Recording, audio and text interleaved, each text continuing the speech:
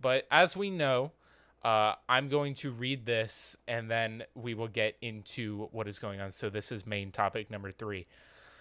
Disney could attempt to purchase the movie rights to Spider-Man from Sony, but Sony has no incentive to do so. Sony has reportedly made billions in box office revenue from revenue over Spider-Man movies and wouldn't dream of giving up their top earner considering recent economic downturns, from Alex Liu of Inside the Magic. So, when I hear this, right? We know that Spider-Man has this last movie in this trilogy that is coming out in December, hopefully. And then he has one more appearance in an MCU property. And then the deal with Sony and Disney is done. It's over. And unless they renegotiate a new deal, then Spider-Man is no longer a part of the MCU. And a lot of people are bringing this up, especially after the success of the Spider-Man No Way Home trailer being one of the most watched trailers, even beating Endgame in its views over time. Now, maybe that's because a lot of people were all chilling at home. So I know I've watched the trailer 10 times, so I'm sure a lot of other people have. But the big thing about this, and when it comes to Spider-Man No Way Home, the only part of the MCU in there that matters is Doctor Strange, from what we know. But everything else in that movie, from the villains that were in other Spider-Man movies, that's all Sony. Everything is made. These videos are still made by Sony. These movies are still made by Sony with the oversight of Marvel Studios. So, and Kevin Feige. So, what is making Sony go, okay, why do we need Marvel? Why do we need you taking more money away from us when, one, Sony has made two of the most successful Spider-Man movies ever that Marvel had nothing to do with? Into the Spider-Verse and Spider-Man 2. Both Sony. No Kevin Feige was kind of like a producer on Spider-Man 2, but still, the MCU, I wouldn't even say, has made the best Spider-Man movies. Sony has. And now Sony has also made some of the worst Spider-Man movies. But one of the things is, recently, it seems as if Sony kind of knows what they're doing with Spider-Man now that the Marvel Cinematic Universe has put them on track. And they kind of know what they're doing. And we already know they had a spat, in 2019? Is when the deal, everybody thought Spider-Man's out of the MCU. He was going to be gone. The deal was over. And then what happens? Well, they renegotiate, but it's not exactly, they didn't extend it. So really, you got to think that they extended it because, well, we need to finish out this trilogy. It feels unfinished. But after that trilogy, there's nothing else. There's no movies after that. No plans for Spider-Man. And Sony is already building up. They renamed their universe to the Sony Spider-Man universe. And you can't have a Sony Spider-Man universe without a Spider-Man. So you got to think that maybe them thinking, hey, thank you. We've built this character together. That's great. But we're making $1 billion and you guys are taking a little bit more from it than, what we want, and you guys want more, but we don't want to give you any more. So, you know what? We're just going to take our character and we're going to come do our own thing. And I feel like maybe this whole, thing with universes and multiverses and characters being displaced in different realities, maybe Spider-Man gets thrown out of the MCU after this movie. And Sony can go and have their own universe and make billions of dollars because, as far as we know, Sony has no intentions to renegotiate this deal. So, Justice, what do you think about the possibility of Sony just saying, hey, we're going to take Spider-Man back? They kind of already have had that in the works and they're setting up their own universe. And Marvel does not want to play ball when it comes to bringing those universes' characters into the MCU. So what's stopping Sony from just going, yep, we're going to take Spider-Man back? Like, it's their character. So I think it's funny. It's come full circle for me, right? I think originally Tobey Maguire's Spider-Man. walked so that like Iron Man could run, right? Hmm. And now I think it's to a point where like Endgame walked so that Spider-Man could run here. Like you mentioned how Spider-Man has more, the trailer has more views than even Endgame. I think it's because the stakes are so high. It's because of everything Marvel has done to put us in a situation where we give a damn, to the point where like we need information, like we need to know what's happening next. Like obviously with Jonathan Majors coming and absolutely killing his role in Loki. Now everything is big potatoes. Like there's nothing small potatoes here about the MCU at all. Like we're all gonna go out in droves to see Shang-Chi just to see if we can get some type of details about what's coming next in the MCU, right? Um, so I think that if if if Sony was to give away their Spider-Man, they would effectively in their entire superhero universe, credibility, right? Because there is no, like you mentioned, there is no Sony Spider-Verse without Spider-Man, right? So they wouldn't be inclined to sell to Disney. Um, but also, to be honest with you, yeah, they did make the most popular, Spider-Man movie ever, but that was before the MCU was a thing, really. Like that was before we knew that was before the stakes were so big with superhero movies, right? That was kind of like our introduction to like a great live screen, superhero movie that just worked, right? And then obviously the one with Andrew Garfield. I'm gonna be honest with you guys, I didn't even watch it. Like, so I don't. So like I wasn't even interested in it to that point. Like I just didn't care. I was so mad there was no Toby that I just didn't even care to watch it. It looked to me, right? Just in the trailers and everything. Um, so I say all that to say that if Sony were to take back Spider-Man, I don't think the stakes will be big enough for Spider-Man to continue to give you billions back at the box office, right? Of course, Spider-Man is always going to give you a high return, especially when you've put in the groundwork to make Tom Holland's character what it is, right?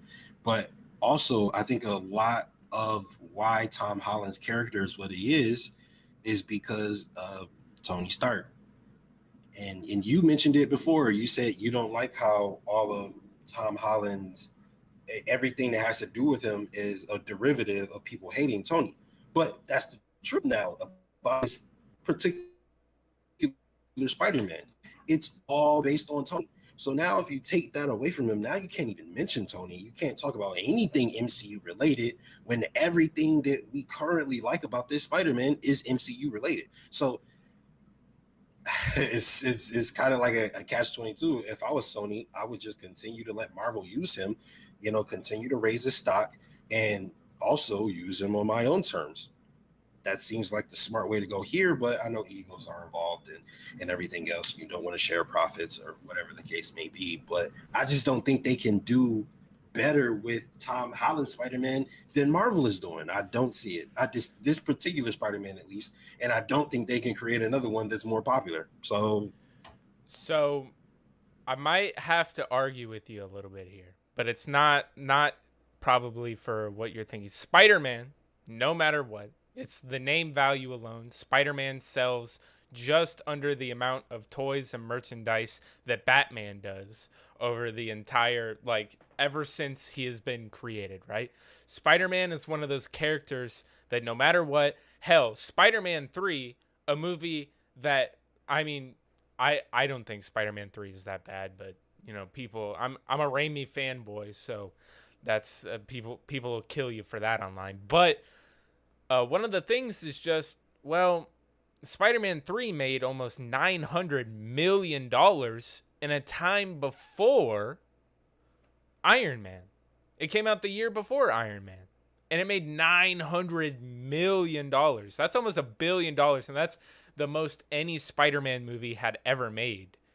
And that movie is considered, not as good. And Sony decided, you know what?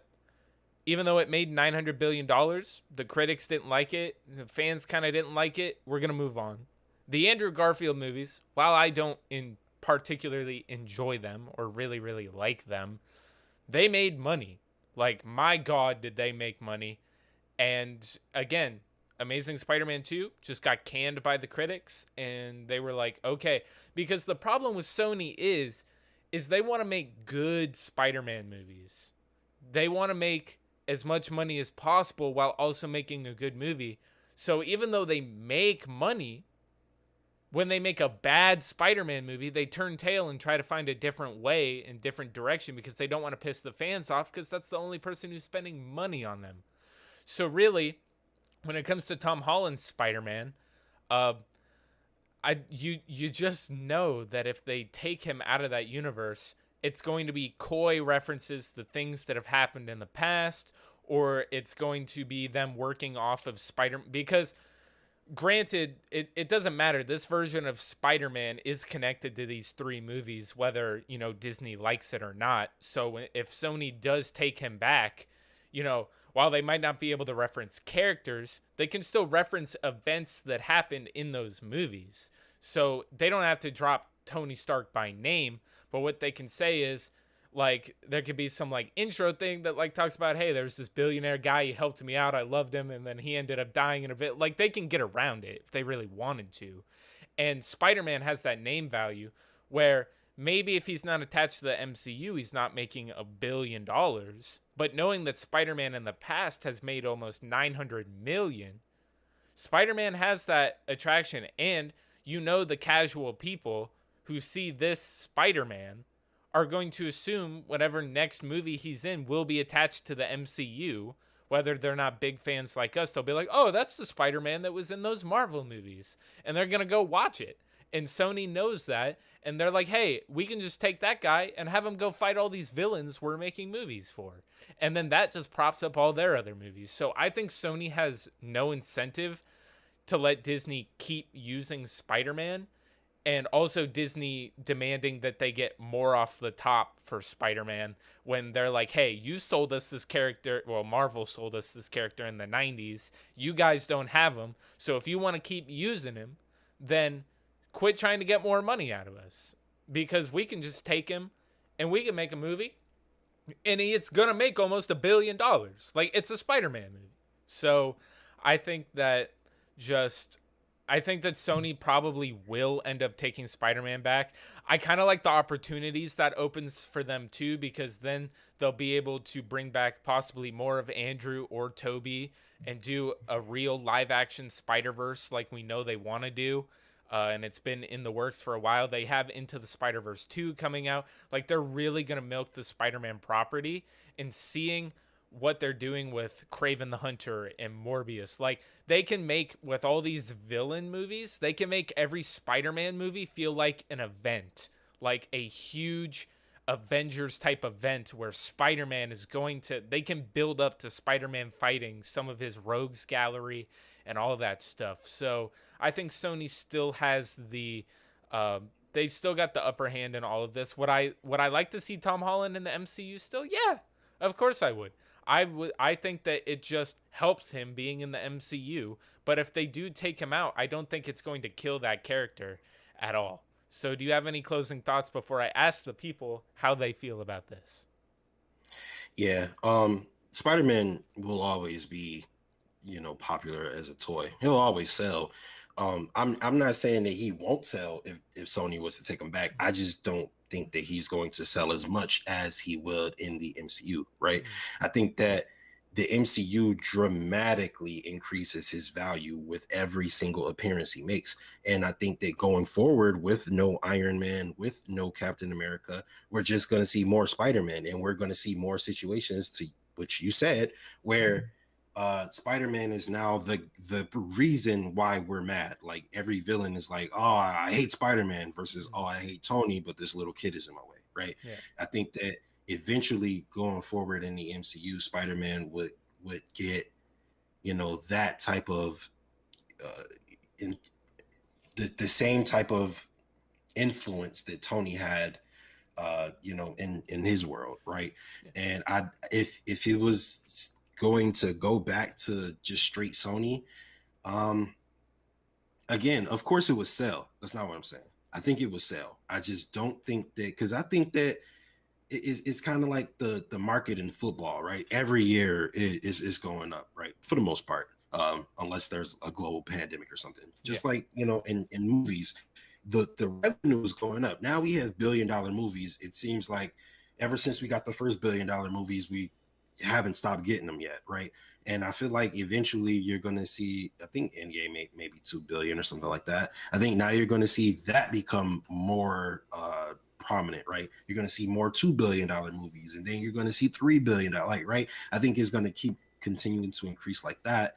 And I think if Spider-Man was in the MCU, he could see himself potentially being one of those 2.5, $3 billion movies, right? Just with everything that's going on, because you have so much stuff going on in MCU, so many storylines you can put them in, so many comic books to draw from, so many opportunities, right? Versus Sony, where you just bring them back, you got, you know, the same characters that, you know, he's always fought, which isn't a bad thing by any stretch of the imagination. I just don't think it would be as valuable as he would in the MCU.